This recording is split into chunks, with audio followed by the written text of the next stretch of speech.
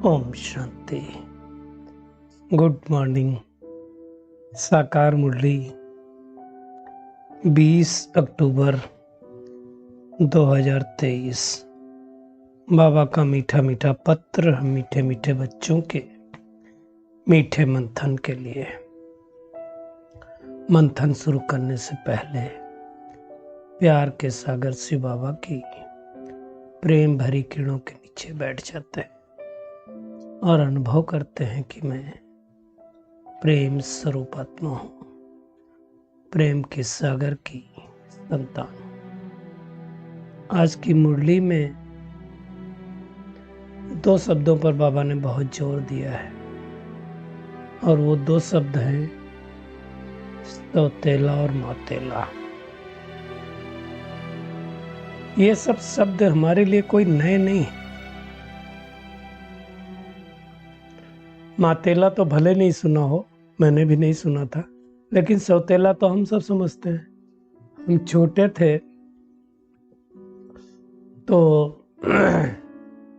कई लोग बोलते थे कि इनकी सौतेली मदर है, इनका ये है, तो मैं समझ नहीं पाता था सौतेली मदर किसको कहते हैं, सौतेला पिता किसको कहते हैं। कहते हैं सौतेला मदर है, सौतेली मदर है। तो बाद में पता चला कि किसी की माँ मान लो शरीर छोड़ जाए और उसके पिताजी दूसरी शादी कर ले तो सौतेला कहा जाता है उसको।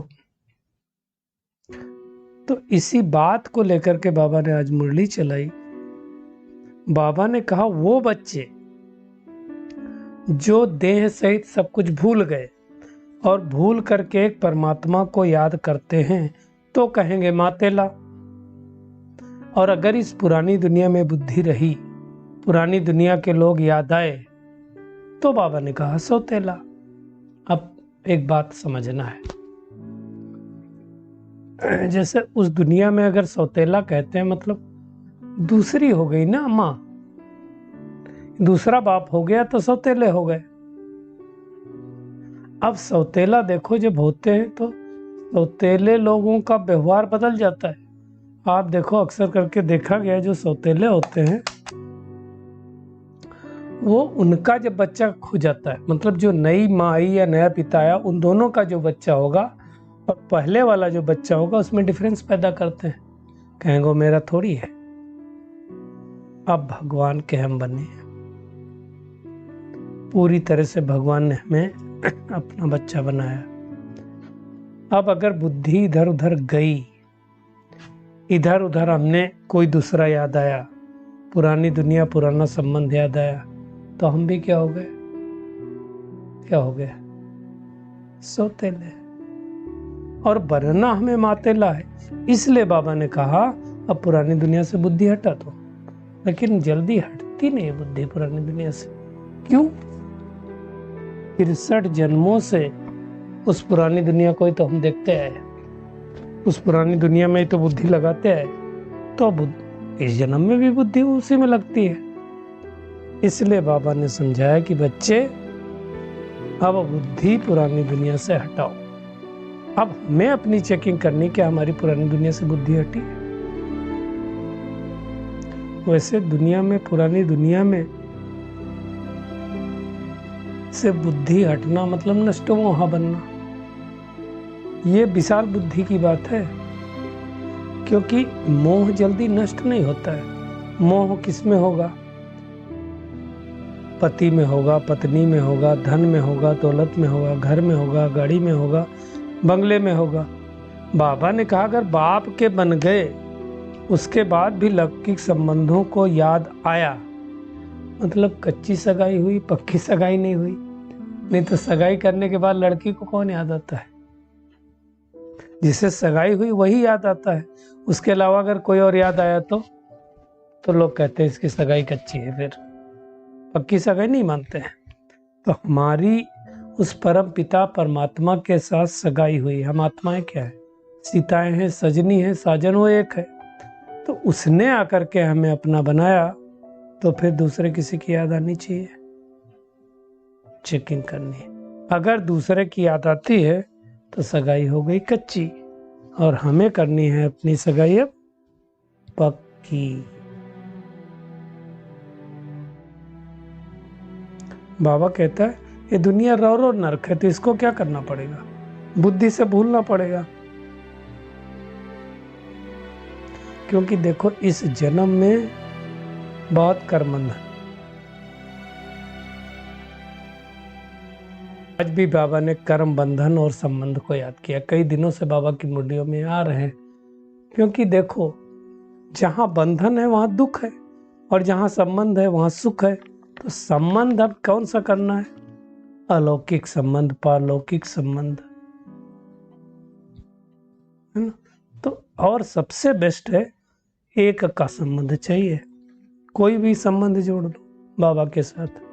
कई लोग अलग अलग संबंध जोड़ते हैं। कहते हैं संडे है तो सन है, हमारा बेटा है। मंडे है तो दोस्त है। वेडनेसडे है तो दूसरा कोई साजन बना लेते हैं। शुक्र को साजन बना लेते हैं, गुरुवार को सदगुरु बना लेते हैं। कोई शनिवार को सन बना लेता है, कोई साजन बना लेता है शनिवार को, कोई संडे को सन बना लेता है। तो सब अलग अलग रीति से याद करते हैं। तो अलग अलग रीति से याद करो। तो बाबा ने कहा जिनका मोह नष्ट है और जो विशाल बुद्धि है उनकी बुद्धि में ज्ञान बैठे। तो चेक करना चाहिए कि अब हम जब से बाबा के बने हैं तो हमारी बुद्धि कहाँ जा रही है? बाबा के पास जाती है या रोरो नरक की तरफ जाती है? ये छीछी दुनिया, इसको तो भूलना है। बाबा ने एक बात और कही है, गरीबों का मोह जल्दी मिट जाता है, साहूकारों का मुश्किल मिटता। क्यों? इसका कारण क्या है? एक तो क्या होता है, जो गरीब है उनके पास इतना सारा है ही नहीं। साहूकार होते हैं तो उनके पास सारा होता, तो बुद्धि उसी में लगी रहती है ना? तो इसलिए बुद्धि उनकी जल्दी छूट जाती है। आप देखो अक्सर करके, जब भी देखो जितने भी सेंटर है तो मुश्किल से कोई साहूकार ठहरता, सब गरीबी आते हैं, है ना? तो बाबा ने आज तो क्लियर कर दिया कि ज्ञान उन्हीं बच्चों की बुद्धि में बैठेगा जिनकी विशाल बुद्धि है, दूरादेशी बुद्धि है, जो नष्ट मोहवन है। और पद भी वही पाते हैं जो रचना और रचिता के ज्ञान को अच्छी तरह समझ के अनेकों को समझाते हैं, अर्थात दूसरों को परिचय देते हैं, उनको ही मिलेगा। इसलिए बाबा ने कहा कईयों की कच्ची सगाई है। पारलौकिक साजन को नहीं याद करते तो कच्ची सगाई हो गई ना। लौकिक को अगर याद करते, पहले सगाई क्या होता था? अब तो लोग देख सुन के करते हैं, साथ में रह करके करते हैं, अच्छी तरह से एक दूसरे को समझ लेते हैं। पहले सगाई कैसे हो जाती थी? देखते उगते नहीं थे। देखने को तो बहुत लोगों को हमारे उधर तो प्रथा थी, पहले आपकी सगाई हो गई तो कोई देखेगा नहीं। सगाई के बाद शादी में तो विदाई होती नहीं थी, फिर बोलते थे गौना होगा। क्या गौना होता है पता नहीं। तो उसमें आती थी लड़की, 1 दिन 2 दिन रहती थी, उसमें भी चेहरा नहीं देख पाते थे क्योंकि लड़की घूंघट निकालती थी। फिर थोना होता था, तो थोने में 8 दिन रहती थी। फिर जाकर के 3 साल बाद कुछ होता था, पता नहीं क्या क्या होता था। तो 4-5 साल बाद आकर के लड़की रहने लगती थी। लेकिन एक विडंबना क्या थी, वो शादी पहले जल्दी होती थी, कोई की 12 साल में, कोई की 14 साल में, कोई की 15 साल में। अब शादियां भी लेट होती हैं। तो बाबा कहता है आगे ऐसे शादी करा देते थे, है ना? तो ऐसे कोई बच्चे बाबा का परिचय अगर जाने बगैर बाबा का बन गए, बाबा को समझा नहीं, तो फिर सगाई ऐसे हो गई। इसलिए बाबा ये बात समझा रहा। तो हमें ऐसे बाबा के ज्ञान को अच्छी तरह से समझना है, अर्थात बाबा को समझना है, बाबा कौन है, क्या समझाने आया है, क्या पढ़ाता है ना? उसको जब अच्छी तरह से समझ जाएंगे, पक्के बच्चे बन जाएंगे, तो हम मातेले बच्चे होंगे, है ना? फिर बाबा ने आज इस पे भी जोर दिया, ज्ञान कांड और भक्ति कांड। तो आधा कल्प ज्ञान कांड चलता, अर्थात ज्ञान की प्रलब्ध चलती सत्युग त्रेता, और आधा कल्प भक्ति कांड अर्थात द्वापर और कलयुग चलता है। ज्ञान कांड में 21 जन्मों का वर्षा मिलता है। सतयुग के 8 जन्म, त्रेता के 12 जन्म और दोनों के बीच का 1 जन्म, तो 21 जन्म मिलता है ना। तो जब ज्ञान कांड पूरा हो जाता है, यानी सतो प्रधान से सतो पूरा हो जाता है, तो भक्ति चालू होती है। तो बाबा ने आज कहा एक बाप से संबंध रखने की प्रैक्टिस करो।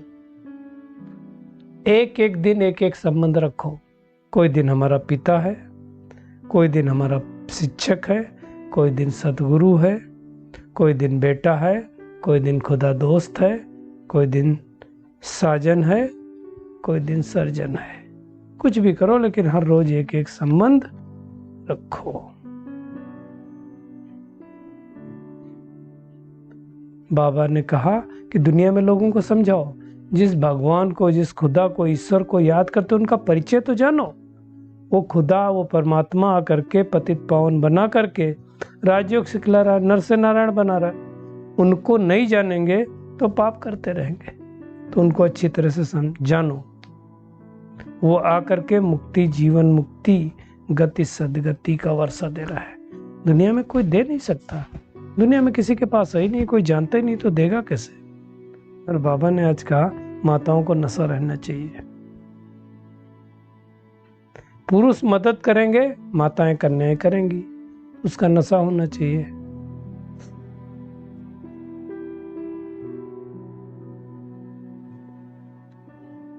बाबा ने कहा आजकल तो माताएं प्राइम मिनिस्टर, गवर्नर सब बनती है। अभी देखो राष्ट्रपति जी बन गई, तो अभी आजकल तो माताएं आगे हैं।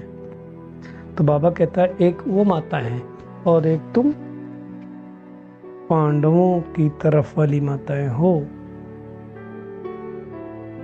पांडवों की माताएं तो उछल होनी चाहिए सर्विस की, है ना। भगवान हमको श्रृंगार कर महाराजा महारानी बनाते हैं, तो ऐसे साजन से बुद्धि का योग रखना चाहिए। नहीं रखना तो ये बहुत भारी भूल है। वैसे भी कहते हैं दुख में सुमिरन सब करे, सुख में करे न कोई। तो अभी दुख है तो अभी तो सिमरन करो, अभी तो अच्छे से याद करो उस परमात्मा को। अभी तो दुख है ना सबके पास, तो अभी अच्छे से याद करो।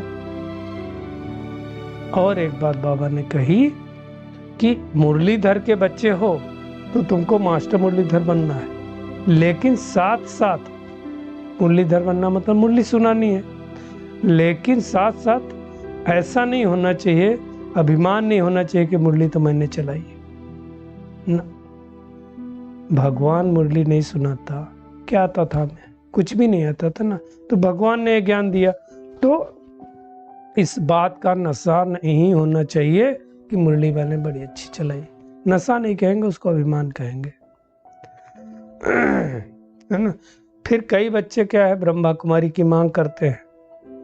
अब बाबा ने कहा अगर ब्रह्मा कुमारी की मांग करते हो तो बाबा समझ जाते हैं खुद में इतना ज्ञान नहीं है।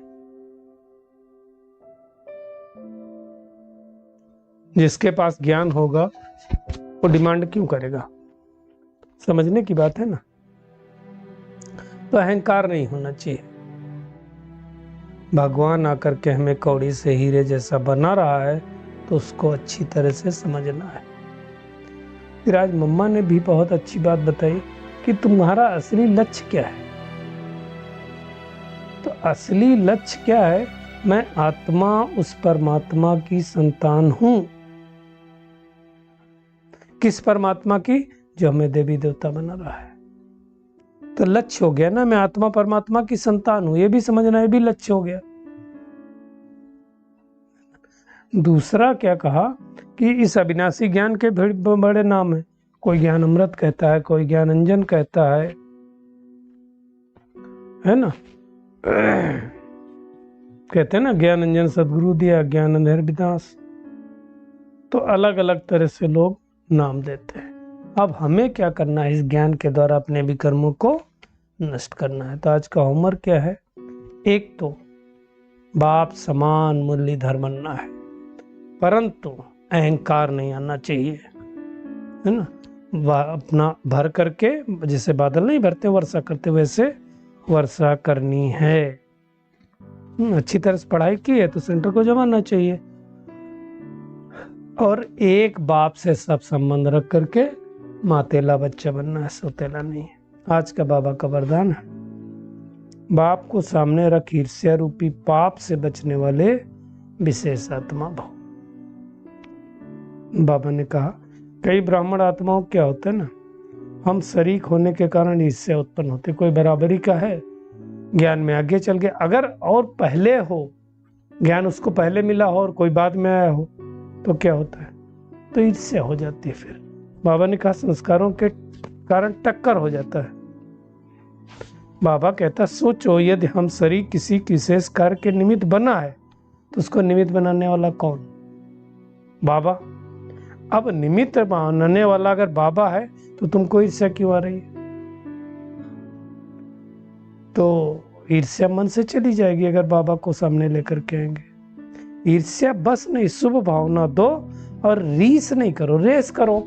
अगर वो थोड़ा काम करता है तो हमें ज्यादा करना है, वो 4 को ज्ञान सुनाता है तो हमें 40 को सुनाना है, ऐसा करो। स्लोगन है, बाप को अपना साथी बना लो तो माया के खेल को साक्षी हो देखते चलो। चलिए परमात्मा के डों के नीचे बैठ जाते हैं और अनुभव करते हैं, मैं आत्मा बाप समान मास्टर मुरलीधर आत्मा हूँ। एक बाप के साथ सर्व संबंध रखने वाली, पक्की सगाई करने वाली आत्मा हूँ। मैं आत्मा ईर्ष्या रूपी पाप से बचने वाली, कोटों में कोई में भी कोई विशेष आत्मा हूँ। एक बाबा की मैं मातेली संतान हूँ। पुरानी दुनिया से मोह नष्ट करने वाली, एक बाप से सर्व संबंध जोड़ने वाली, कोटों में कोई आत्मा। शुक्रिया मीठे प्यारे बाप दादा, शुक्रिया आप सभी का इस मीठे मंथन के लिए। ओम शांति।